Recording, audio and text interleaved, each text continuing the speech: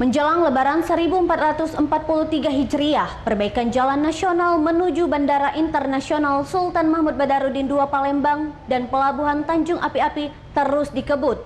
Ditargetkan pada hari Lebaran jalan mulus tanpa berlubang. Perbaikan akses jalan nasional menuju Bandara Internasional Sultan Mahmud Badarudin II Palembang dan Pelabuhan Tanjung Api-Api yang merupakan jalan satu-satunya menuju pelabuhan di Sumatera Selatan jelang Hari Raya Lebaran 1443 Hijriah terus dikebut. Sejumlah lubang jalan yang dapat menimbulkan terjadi kecelakaan lalu lintas dilakukan perbaikan dengan penimbunan lubang jalan menggunakan agregat maupun aspal panas.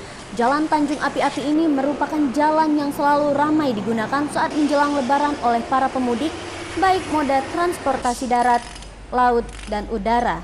Menurut PPK 1,6 Sumatera Selatan, progres perbaikan jalan ditargetkan selesai dikerjakan H-15 sebelum Lebaran dan memasuki arus mudik.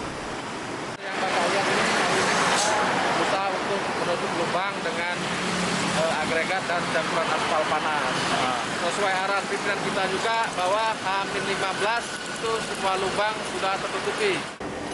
Jalan nasional yang dilakukan perbaikan menuju bandara dan pelabuhan dipilih berdasarkan spot-spot kerusakan, mulai dari jalan yang berlubang, aspal mengelupas maupun perbaikan pada pondasi jalan.